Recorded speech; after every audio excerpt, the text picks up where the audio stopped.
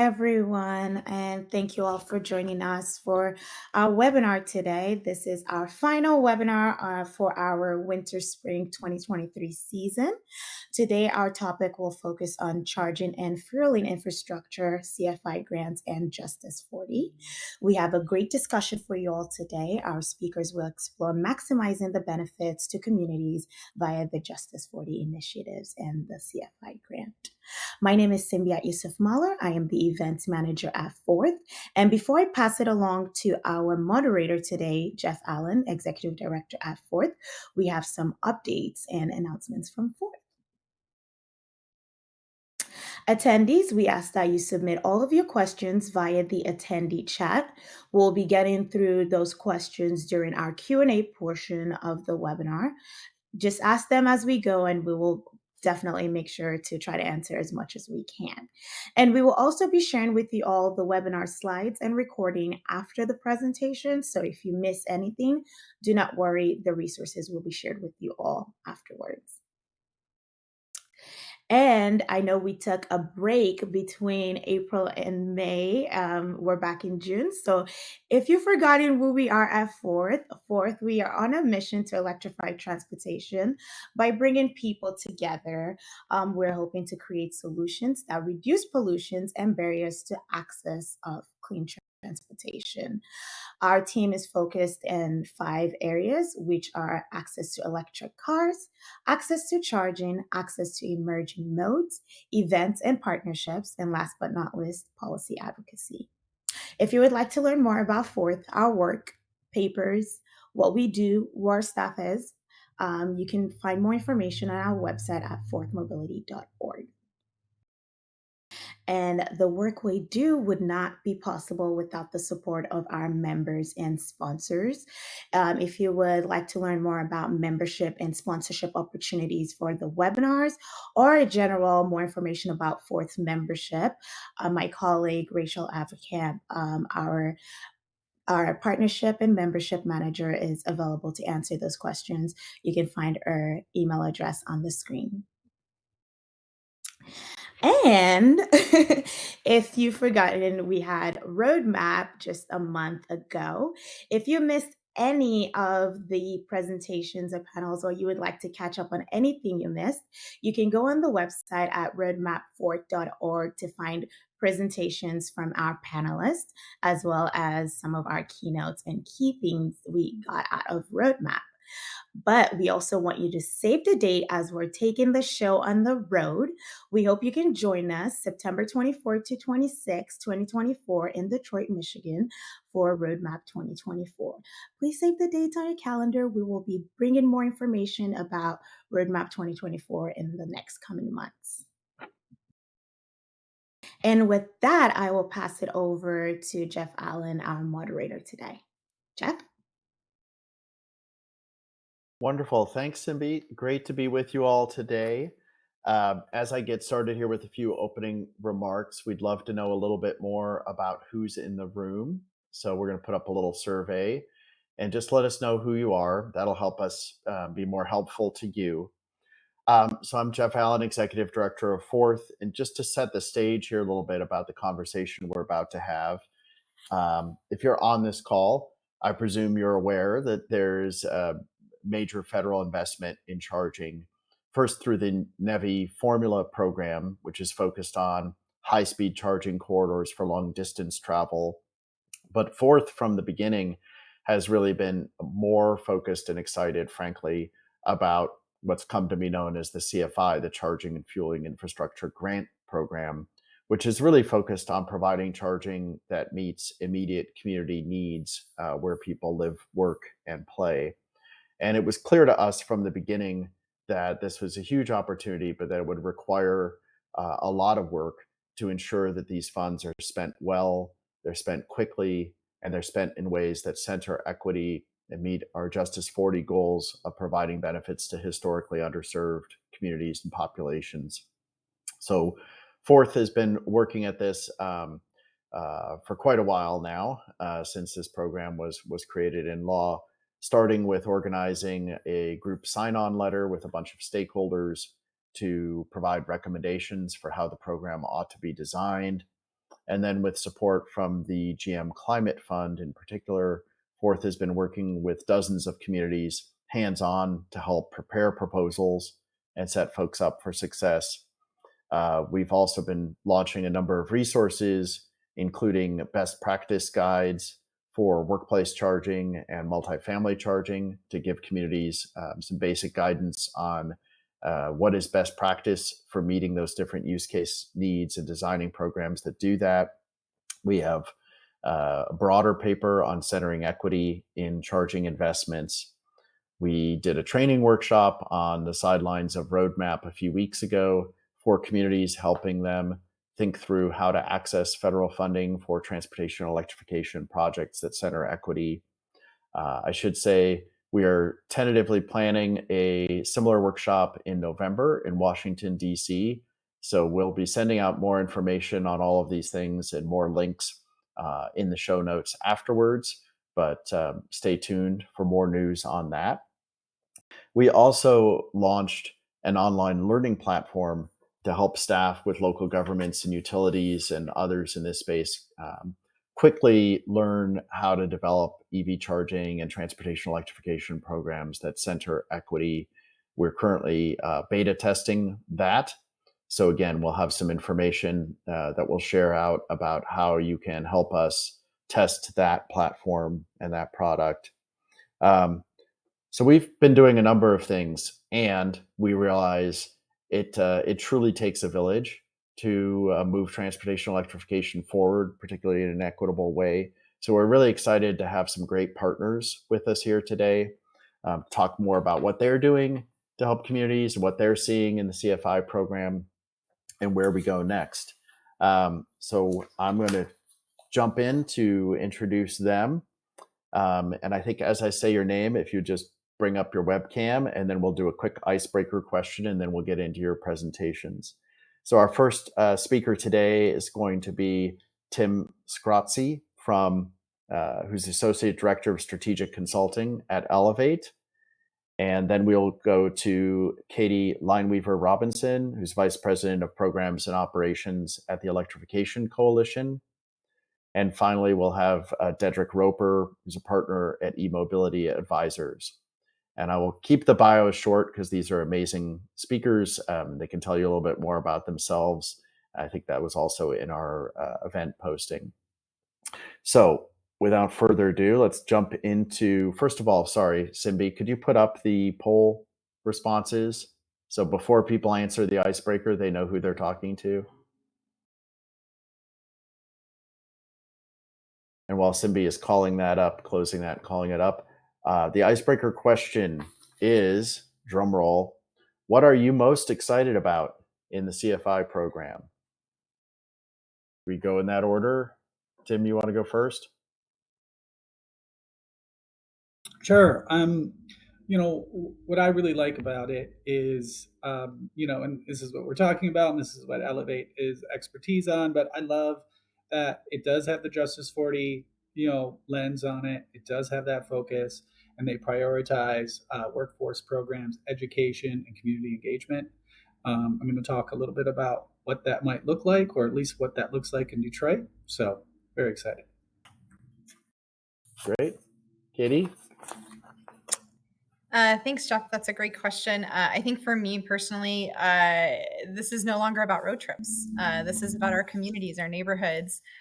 This is about infrastructure that is going to be in place where we live, work, and play. And that is something that I think brings a new level of excitement for me related to CFI. Wonderful. Dedrick? Yeah, I'm really excited about the way it's changed the conversation within for-profit private companies. I'd say pre-pandemic topics like equity were not really a hot button topic, but over the last couple of years working with private companies, there's an equity first approach that's been really refreshing. And with CFI and the competitive nature of it, seeing not only sort of these impactful projects, but really the projects being solely focused in Justice40 communities is a big change from just a few years ago, and really excited to see how this all plays out through deployment. Great. And if I can sneak in an answer, I'll just say I'm probably most excited to see how many communities are now starting to see transportation electrification and charging as part of their job description. It's fair to say 2 years ago, there were very few city or state transportation agencies that thought this was part of their job. And I'm seeing now many, many, many more that realize they need to make this part of their job. So with that, I think we'll hand it over to you first, Tim. Tell us a little bit about how this looks where you are. Thank you. So as we already mentioned, I'm Tim Skrotzki, Associate Director at Elevate. I'm based here in East Lansing, Michigan, and we're a nonprofit that makes sure everyone gets access to the clean energy economy.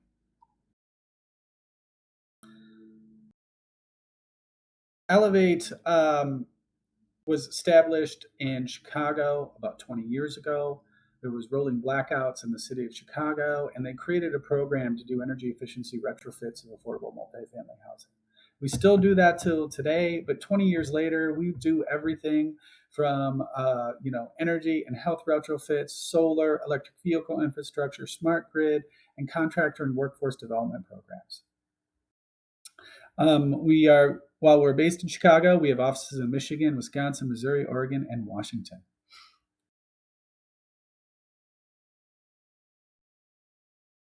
So our role, is the way we see it, is we like to take action, right? We're implementers.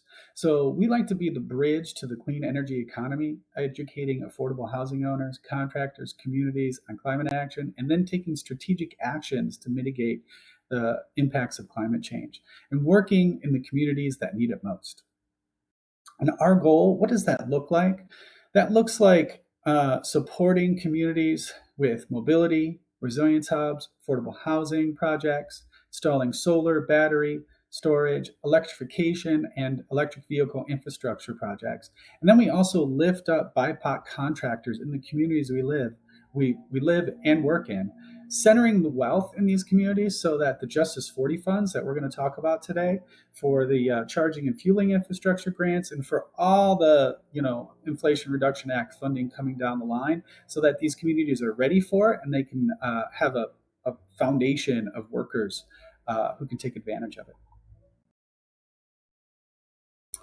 So what does that look like? So right now, Elevate is working on a Detroit Clean Energy Contractor Accelerator. We're just finishing up this summer our first cohort of Black-owned Detroit contractors in the program. They're electricians, they're general contractors, some of them are solar entrepreneurs. And we're supporting them with back office support, such as growth plans, mentoring, and then also technical support, doing training, hands-on training with solar and battery storage and electric vehicle installation, right? It's so important to make sure that when we work in these communities, the workforce, the wealth that is built from these projects stays in the communities. And then we're also blessed with having other projects that we can actually train our workers on, right? Some people always ask us, why are you doing workforce development programs? Well, it's because we're trying to implement these projects and we need workers, right? Everyone needs contractors and more workers to do this work, and we need to train them. One of the projects is with our partners here at Fourth Mobility. We're doing an affordable mobility platform in Detroit in which we are installing electric vehicle chargers, and running an electric vehicle car sharing program. So affordable housing families in Detroit can get access to grocery stores, go to work, go see grandma. And Detroit has a very weak public transit system. So this is so important in Detroit. And I'm really excited that at the Roadmap 2024, I'm hopeful that some folks will be able to see some of this good work in action, right? Because we've got numerous projects in Detroit, Ann Arbor, and Kalamazoo going on for this project. So one of Elevate's more national, so that was really focusing on some of our Michigan work and our Detroit work. And then nationally, Elevate is part of a cohort of nonprofits, including Groundswell, Partnership for Southern Equity, and the Solutions Project.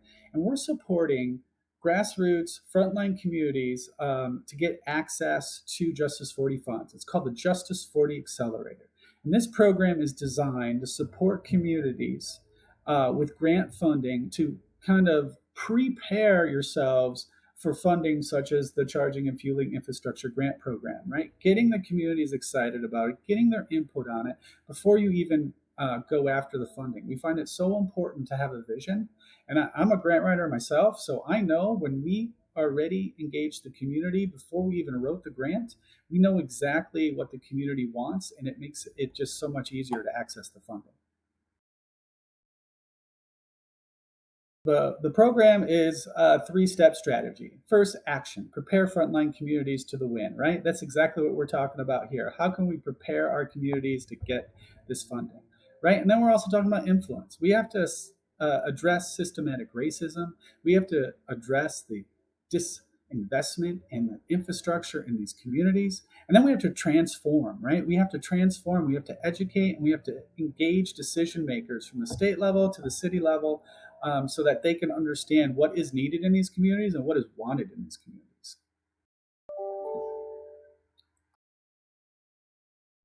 And how does this work? Centering equity into the process. So this is just one kind of example of how you could do it, right? Community-led vision, just like I was talking about, right? Let the community dream up of the project, right? Let them tell you what they need and what they want, and then let the community design the project, right?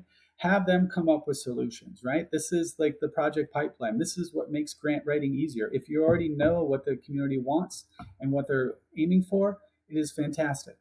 And then, barriers to access, right? That is so important, right? In Detroit, a lot of people don't have electric vehicles. So we are starting slowly with electric vehicle charging stations at affordable multifamily and having car sharing, right? Getting people access to electric vehicles and comfortable with it, right? And then ultimately realizing the benefits in these communities. So the next steps for this program, move my slide here. Here we go. The next steps for this program, the Justice40 Accelerator. So we already have 2 cohorts out. So you may already have organizations in communities who are getting access to the Justice40 Accelerator program, right? So there may be communities already preparing for grants, already getting technical support, and already going after funding. So they're all over the country. If you go to the Justice40 Accelerator, you can click on the website. You can see who's already in the program. And then we're opening up the program, or it's already open June 1st for the 3rd cohort. We have a webinar coming up. What is that? In 2 days from now. So you can access it. The links are here. If you just go to Justice40 Accelerator website, you can get information there. And the application process is designed to be easy. It's not designed to be prohibitive in any way. It's not like accessing some of these federal funds that are. So this is a really great program. Applications are due by July 31st. And then selections will be made later in the summer. And then by September, they'll be announcing the 3rd cohort. And that 3rd cohort will start to receive the benefits of the program. So here's my contact information. I appreciate this opportunity to talk, and I'd welcome any questions about Justice40 Accelerator or some of our work in Detroit. And see you at the Roadmap in Detroit in September 2024. Great. Thanks, Tim. And we'll have Tim back in a few minutes. So just a reminder, please drop those questions into the attendee chat, and we will be curating those, and we'll bring them up at the end. But with that, we want to pass it on to Katie Lineweaver-Robinson with Electrification Coalition, another key partner of ours, and tell us how CFI is looking from your perspective. Thank you so much, Jeff. I really appreciate it. And Tim, that was extraordinary information. Nothing speaks to, I think, our mission-driven sense than somebody that gets to work there at the grassroots. So thank you for what you do. Good afternoon, everyone. I am Katie Lineweaver-Robinson. I'm the Vice President of Programs and Operations at the Electrification Coalition, where, among many things, I have the opportunity to oversee federal funding implementation and our programmatic and policy execution at the municipal level. As many of you do know, we are a national nonpartisan nonprofit We are specifically focused on the widespread adoption of EVs to overcome the economic, public health, and national security challenges that America faces because of our dependence on foreign oil. The intensity of this year's work is certainly no exception. I know I am speaking to the choir. As so many of you know, we are all celebrating today. Today is a huge day. It is CFI Round 1 day. So those of you that did get applications, and congratulations. I know it was quite the hurdle to get there. We probably worked with some of you. The EC supported over $130 million worth of funding across 48 applications, and we're going to partner with 5 applicants to provide community engagement activities. But some of that I will discuss just a little bit later. But before we go too much deeper, I would like to highlight a tool that we have found to be particularly useful in response to the passage of the bipartisan infrastructure law. We did develop a user-friendly tool that allows you as users to identify multiple funding pathways for transportation electrification projects. As a former director of sustainability for the city of Indianapolis, and like so many city staff on this call, I have often implemented great and really necessary ideas, but was truly uncertain about the funding source. And one of the things that I appreciate about the EV Funding Finder is it really does help users navigate the unprecedented amount of funding available for implementation projects across the US. So to give you just a quick snapshot, obviously I offered up the QR code there for easy use, but it really allows you to self-select who you are as an entity, what you're seeking, and it'll give you an option to receive additional information if it's not already up there as more becomes available online. So that just is a quick snapshot of something that is going to continue to be available even after today and as we enter future rounds of funding applications. So stepping back into CFI for just a moment, one area of interest for the EC, and frankly, so many of our organizations that support municipalities broadly, was to really make sure that in this process that we were supporting providing support to all applicants, regardless of size and capacity. We have taken a keen interest in our rural communities for the EC, which by definition are isolated areas outside of an urban area with a population of 50,000 or less. These areas can experience isolation, transportation cost burdens, and even traffic safety. CFI is allowing these communities to catch up with advancements in surrounding cities, but this was not easy for many first-round applicants. We learned that, and I can certainly bring some examples if helpful to the table. There are a handful of really critical priorities for rural areas relevant to CFI. It was to expand access to EV charging infrastructure within rural areas and low and moderate income neighborhoods. The project contributes to geographic diversity among eligible entities, ensuring a balance between that urban and rural environment. The project must meet current and anticipated market demands for charging infrastructure. So those were 3 areas, critical areas of focus as it related to rural communities. Some of the challenges that we encountered during this effort included regions looking to identify $500 million worth of projects, meaning they had to try to receive buy-in from surrounding communities. I think several of us have talked offline in various forums about, all things being equal. If we could have, the most competitive applications are going to be ones that are regional in nature. They're going to have that city center potentially a part of it, or they're going to have multiple rural communities as part of their application process. But finding $500 million worth of projects sometimes was particularly challenging. Now, the great news is that those communities didn't necessarily stop their planning process over the last 2 months. They kept going, and I think they are extremely likely to see successful round 2 applications. So those that did not complete their application for the first round, again, they're best positioned for that second round application, but we can certainly discuss that a little bit later if helpful. I think Jeff's got some questions about that. Another significant opportunity that we anticipate in our communities is meeting and developing the workforce need to meet our EV moment. Today, Indiana was chosen for a $3 billion GM and Samsung SDI EV battery plant. They intend to hire up to 1,700 manufacturing jobs just south of South Bend, Indiana by 2026. And folks, I know this is not the only announcement that's coming across the wire, but it's certainly been a good day here in Indiana today.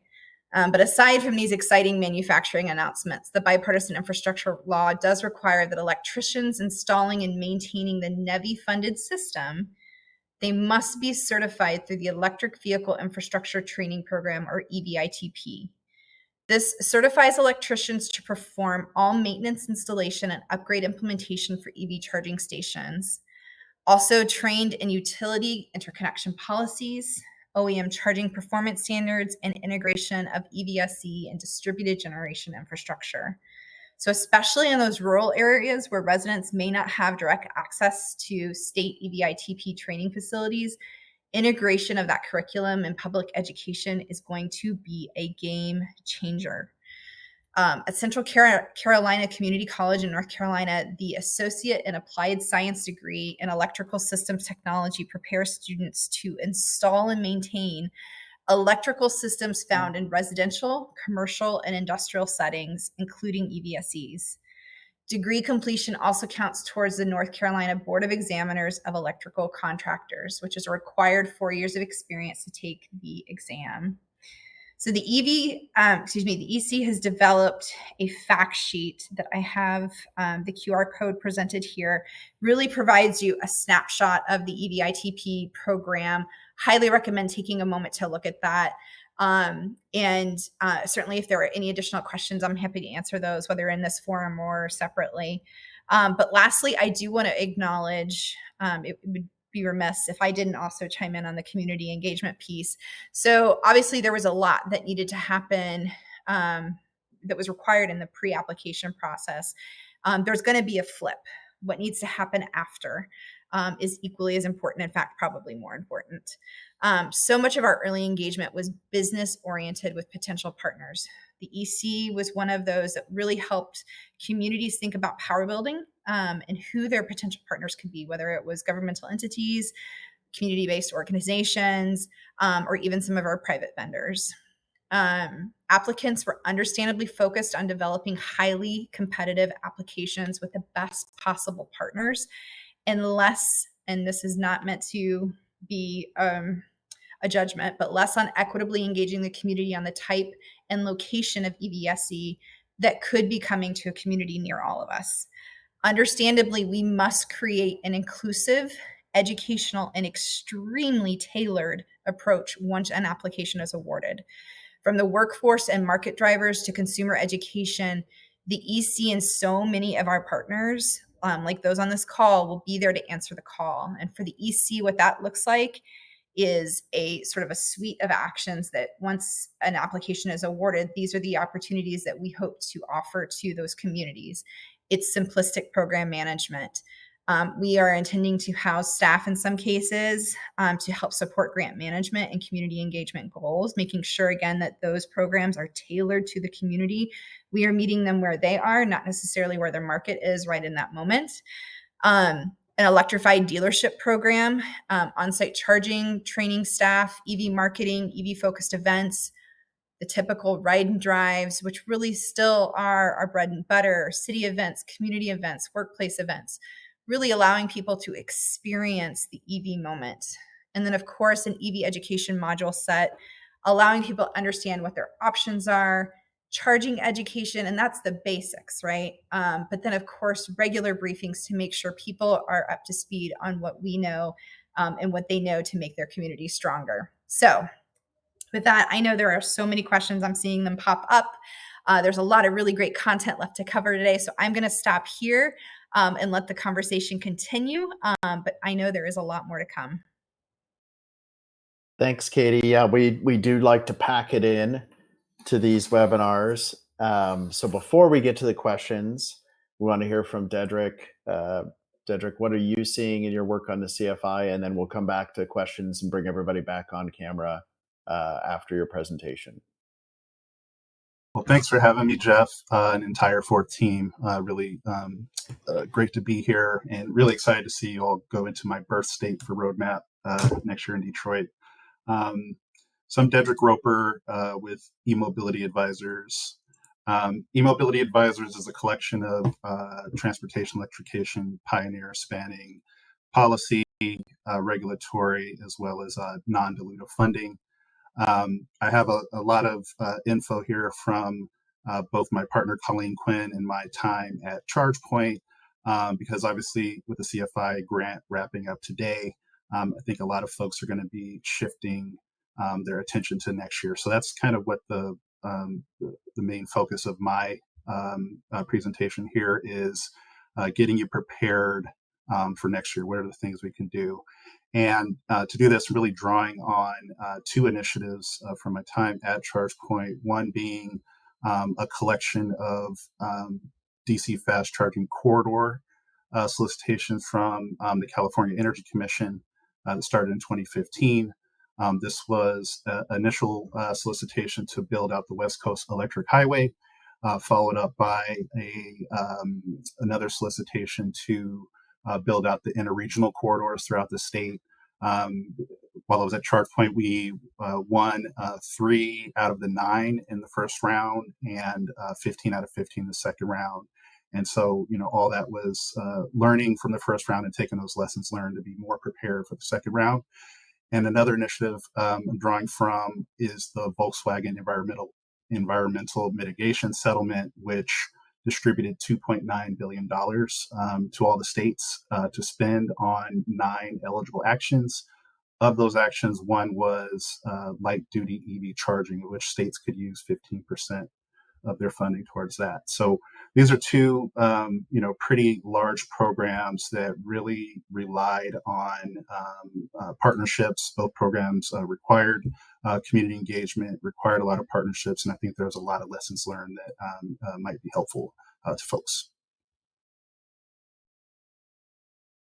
So when thinking about next year, right now you got about approximately 10 months to get ready.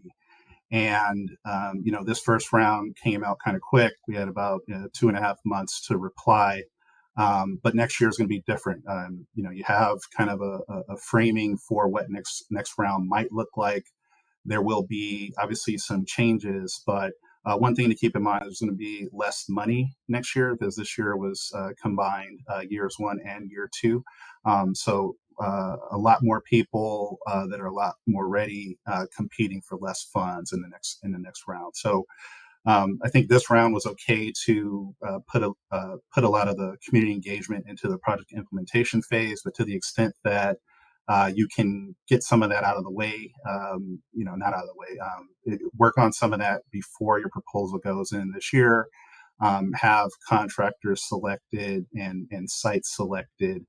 Those projects will be more competitive and viewed to be more realistic in the next round. So these are kinds of 4 major buckets that I'd encourage folks to think about between now and next year. So obviously it's going to start with planning. This is a marathon and not a sprint. So ensuring that you have adequate staffing to handle all the proposal development work, but also I encourage you to staff that will be involved in the actual implementation. A lot of grants that I've worked on where those two groups don't speak together, the proposal team actually puts something together that is not realistic or not exactly implementable. So incorporating your deployment staff is really, really important. Obviously, identifying your Justice40 communities. Again, when I work with clients, I recommend that you try to prioritize 100% of the investment in Justice40 communities. Just gives you a leg up. And then at a high level, you want to frame the project scope. So looking at your own goals, your own initiatives, give a high level framing.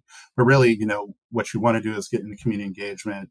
Obviously, having that be authentic and have a feedback loop where the community can provide feedback. You incorporate that into plans and then continue to refine the project scope. And then moving on to partnerships, a lot of, I have some recommended partnerships on the next slide, but partnerships take some time to get together, and bringing those together in 2.5 months, it can be done, but to really have those meaningful partnerships and really leverage the, I'm sorry, is everyone hearing me? I keep seeing questions about volume. Okay, great. Yeah, so in order to really get the value out of the partnerships, it's going to take a little more time. So, start engaging those partners early and often and keep that going. And then another element that, I wish we had known about a bit earlier in the process was hosting an open and competitive RFP for your EVSE services. You can partner with site hosts without an open and competitive RFP, but any charging equipment, software, installation services, those must be procured through an open and competitive procurement process. Highly recommend thinking about that process and getting, facilitating that prior to submitting your proposal next year. And just another thing, here, our work on the California Energy Commission corridors partnerships were just so key. And obviously there were larger, more formal partnerships, say with site host partners, but really over the course of a multi-year project, you're going to find that there are other organizations that can bring extra value. So keep an open mind. Just to give an example, we worked on a project in the city of Reading, and we had the full budget, had our scope lined out, but then the city actually stepped up to the plate and helped out with a lot of the site build, helped with some of the make ready costs, installed the wayfinding signage from the highway to get vehicles to the site. So keep an open mind and be flexible about incorporating additional partners as the projects are come to fruition. Another thing to think about is how can you leverage low to no cost community engagement. Going into a lot of Justice40 communities that haven't had a lot of exposure to electric vehicles, I think getting into the community and really, giving community members opportunity to drive a vehicle, understand the benefits, understand what incentives might be available for them, or other mobility options would be really helpful to establish a baseline of education so that the community engagement and feedback is more informed. And then also, there's likely been things going on in your community, different groups that have been working on these issues. It's better to learn from that than to repeat the same mistakes. So do a survey of the organizations in your community. A great organization to start with is the Clean Cities Coalition. We've worked with them over the course of CFI. They've been very helpful knowing who to speak with and who's doing what within a territory.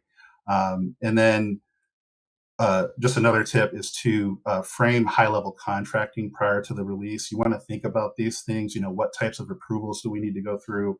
Is it a board approval? Are we going to need various license agreements? You want to think about that while you have, say this next 10 months, as opposed to rushing once the CFI solicitation has been released.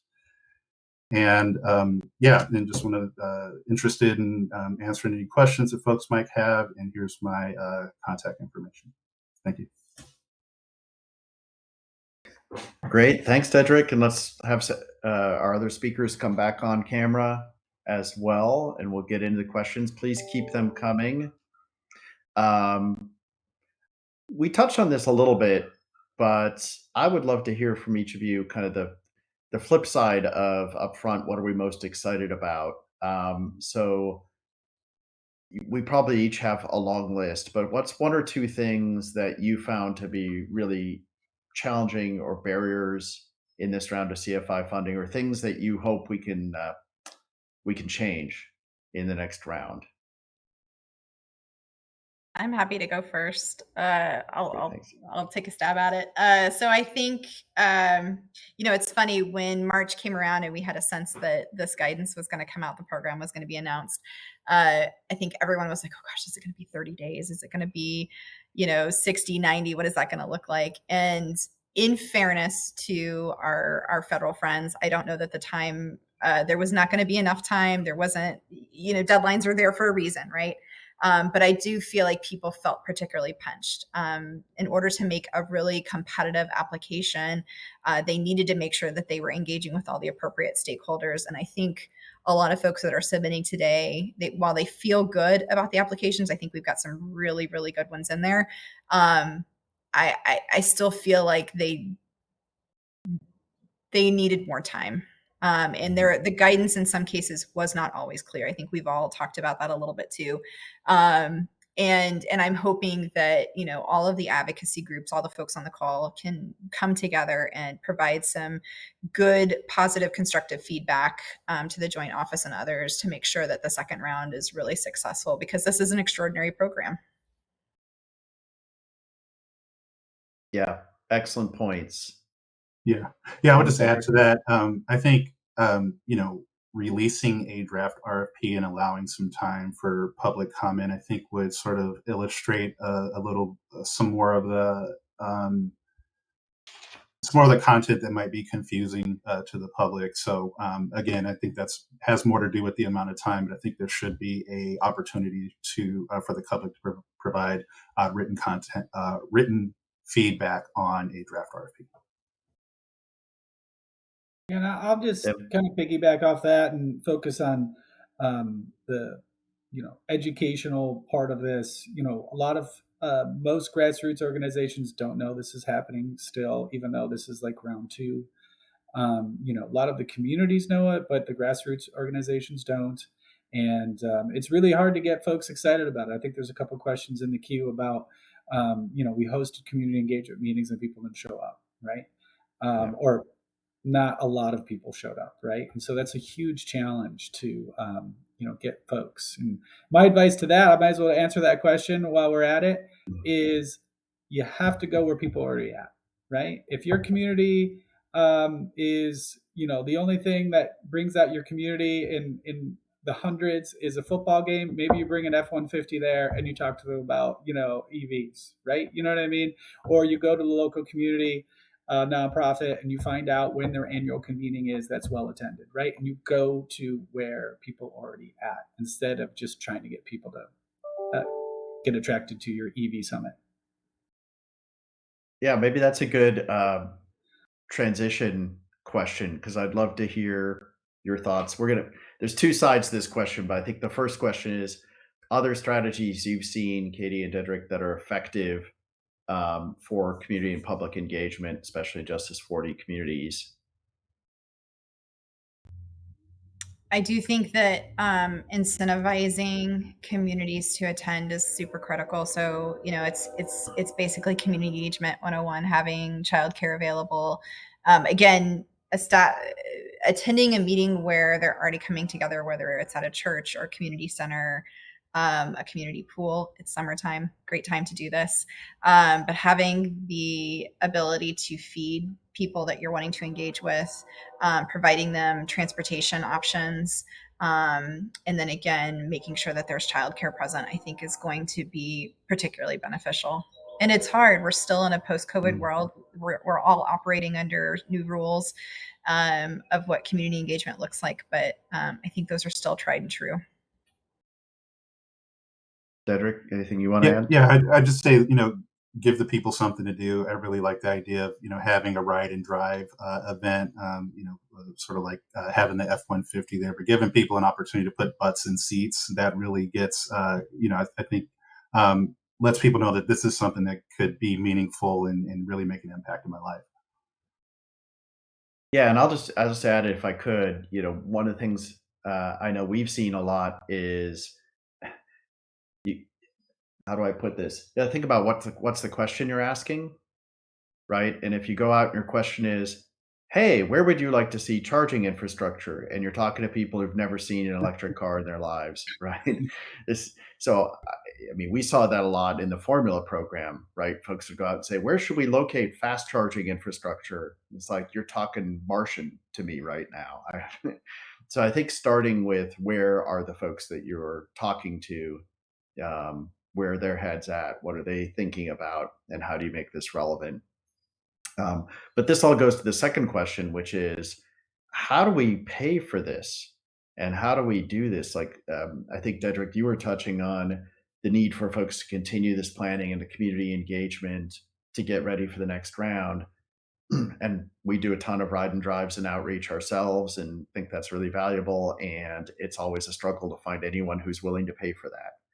So what advice do we have for communities about how to do that meaningful public engagement without CFI funds? Yeah, I mean, I think Well, it's going to vary by region, but again, I recommend starting with your Clean Cities organization, who is likely in touch with the organizations that are, working on EV adoption or education. There are a lot of municipal utilities, community choice aggregator utilities, et cetera, that are actually, do have funding to go into the community and educate them a bit. So I think it's about finding those partners, potential partners that are doing the work in the community today, and leverage those to the best of your ability, with the understanding that you can use the CFI funds to expand that work post award. Tim? Well, I just mentioned it, Justice40 Accelerator, right? You can use those funding, $20,000 to $50,000 are available for organizations. Assuming you apply and you're accepted, you could use that funding to get people excited, engage people about equitable electric vehicle access, right? That's exactly what that program is designed to do. Great. Katie? I certainly, the way that we're seeing it happen here in Indianapolis is that we've got a number of organizations that are coming together to make sure. So the Office of Sustainability is hosting a number of events, and this is funding that they have philanthropically raised from different organizations. We've got a really strong utility here that has an interest in making sure that people feel educated and that EVs are accessible to them. So I think it's a plus to what my colleagues have said. Great. Okay. While we're talking about money, I think there's a couple of questions that have come in about match, and I know you probably saw this too. This was a source of a lot of confusion and angst for communities. So I think the way the question is, what are you seeing folks doing around that 20% match, and what do we need to be communicating to people about that? Yeah, I'll jump in. I'd say there are a lot of private sector companies ready and willing to, commit that 20% and sometimes even more. But you're not able to include them until you run a open and competitive procurement. So that's part of the reason for me commenting to do that up front, so that you can not honestly is the wrong word, so that you can fully commit to providing that. What I saw a lot of applicants doing was, asking for letters of support, where they would, ask the private company to commit to applying to an RFP post award and committing to the cost share portion, which is a lot. I mean, there's a lot of variables there, and putting my CFO hat on, I would have a lot of trouble sort of signing up for a blanket 20%. So yeah. Yeah, we also saw a lot of folks who just said, we're going to do an RFP and we're going to require whoever wins that RFP to provide the 20% match. Which, as somebody said to me, why don't we just hand them our procurement policy? Why do we have to write a proposal? But Katie or Tim, anything you've seen people doing that's successful there? I haven't seen anything different from what it's being discussed, but I'm not going to be shy here. This was a huge pain point. As a former city staff person, this is just, this puts a lot of burden. I mean, we've got cities and states that have got capital plans 5, 10, 15, 20 years out. And nothing is more painful than going to your DPW director and saying, just kidding, we're going to have you change that up just a little bit for this really big, incredible program that meets the moment for sure. But it really financially, that puts a tremendous amount of burden on a municipality. And so I do hope for round 2 that, that's one of those pieces that I'm hoping we can shift a little bit the narrative around, so that it's a little bit more clear and people understand what their options are. Yeah, I'll just add that I work with some communities. I was just in a meeting today. It was a tribal community, but nonetheless, and they basically said if there's a match required, our leadership won't even look at it. Right? They're just like, we're not interested. So. Well, I don't know if you all would agree, but I was also seeing some really troubling conversations about sources and uses of funds, right? That people were, I heard from foundations that said cities are coming to us and asking us to put up the 20% match. And I'll just say for me, the last thing I would ever want to see a private philanthropic foundation do is providing match for a CFI grant. That seems like a terrible way to spend that money. Related question I saw asked is, and I think we may not be clear on this, but the presumably you won't get the match until you run the RFP, select the contractor, and if it's like other federal programs, you got to provide match meanwhile. So have you seen any interesting, first of all, is that your understanding as well? So if I'm a city and I apply and that's my strategy, I'm going to have to find the match for whatever I spend before the RFP is complete. And if that is your understanding, have you seen anything clever people are doing to fill that gap? Yeah, this is a reimbursable program. And so my understanding is it goes as far as that, like, the equipment will have to be tested and sort of operable before they receive any reimbursement. So I don't have specific examples. I can certainly get some, but I don't have specific examples in front of me of anything that was unique that I saw. This might just be another point to add where clarifying some of these questions and doing it in a public and transparent way would be really helpful if we have folks from the joint office on the call here. Because I know some of us got answers that differed. But let's see, what other questions do we have here? I think there's a couple of questions that I would characterize, maybe broaden as how do community-based organizations and nonprofits participate in this space? I think we see a lot of interest and excitement from some of those groups, but again, they can't apply directly. So what advice would you have for them? Well, I think they're the integral teams that can do the community engagement, right? So they're partners, maybe not in applying for this funding, but they are partners in getting the word out. And those are the organizations you go to get that all important engagement and input, and potentially who run the workforce development programs that you're looking for. Yeah, I'd just say, the only eligible applicant are, public agencies or instrumentations of government. So now you have a lot more time between now and next year to start having those discussions, bring those project ideas to, your city, your metropolitan planning organization. You have a bit more time to, get some momentum and get potential projects lined up for next year. Mm-hmm. I don't think I have anything additional there. Yeah, I think I was just looking at one of the other questions coming in about small organizations competing against big organizations.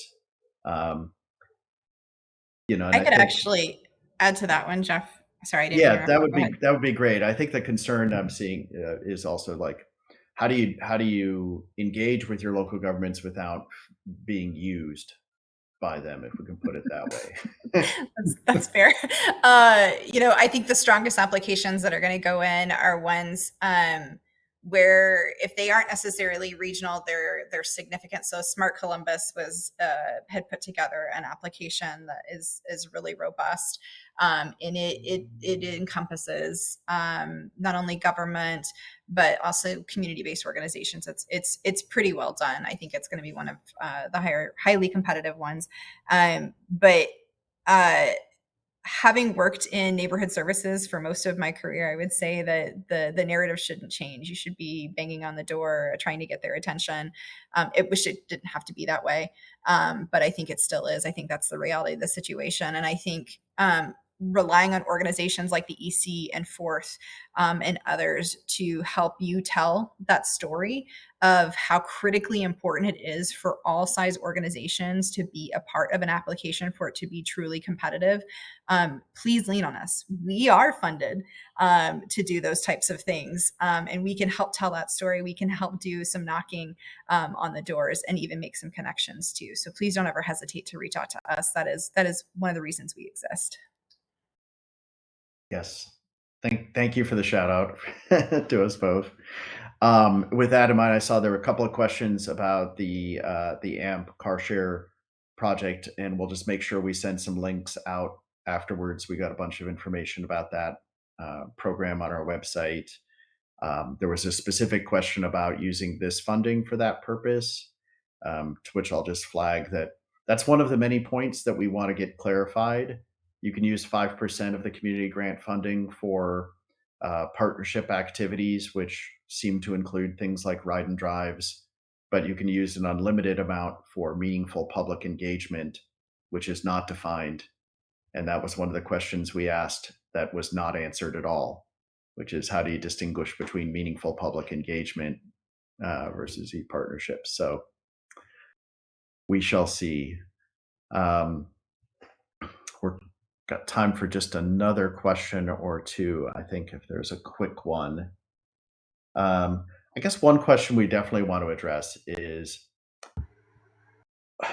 what should communities, we talked a little bit about what communities should be doing that didn't apply to get ready for next round. What about the folks who did apply? What do they need to be doing to get ready? Because I know what I'm hearing from a lot of communities is it's going to be a stretch if they actually get this award for them to be able to execute on it. So what can they be doing now? Yeah, I think you really need to, look at the scope of work that you presented and make sure you have the right resources in place, identify the gaps, and get all the other departments that are going to be involved in that deployment up to speed. Obviously, without having the funding in hand, it's going to be a little difficult to, justify those expenses. But the more you can, sort of plan for implementation, really looking line by line at the scope of work, I think you'll be in a better position when you do get awarded. And I would focus on, some of the logistics. I do a lot of implementation, and making sure that your utilities on board. In a lot of these disinvested communities, it is incredibly difficult to put, some of the fast chargers in certain neighborhoods. Right, the utility, the grid just is not ready for it. So those are some really important conversations to have.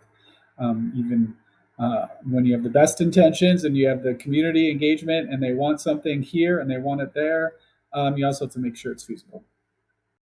And the other thing on the utility piece that I think is super essential, and this would go whether we were trying to meet our EV moment or not. Right now, I think all utilities are feeling particularly pinched. They've got workforce staffing issues just as much as anybody else does. So the minute that you have a project that, even if it's in the pipeline for a few years down the road or a few months down the road, engage them now. There is no time like the present, just because they need to be engaged early and often on your project. Great. Well, I think Simi's just given us the cue. We need to wrap it up, but we will be sending out a whole bunch of resources afterwards to folks, and it includes contact information for everyone here. So thanks again to all three of you. Thank you. Thanks for having us. So much, Jeff. Thank you all. I know there was a question about our presenters' contact info. So here on the screen, you will see their contact info if you don't have that already. I know we got a lot of questions and they kept rolling in even after we were wrapping up, but do not worry. We will be following up this conversation offline. We will be sending a webinar recap email that will include this recording as well as our contact info for the panelists. So feel free to continue that dialogue by sending them your questions. And with that, I just want to say thank you all so much for joining us through the topics we've covered in our first half of the season. We've had 5 webinars so far, and we will continue the season in August. I look forward to more information coming from us. I want to say thank you all again for joining us, and we hope you had a valuable conversation with our panelists, and we can't wait for you to continue the conversation later on. Thank you so much, all, and have a great rest of your day, whether it's the morning, afternoon, or evening. Thank you all. Have a great day.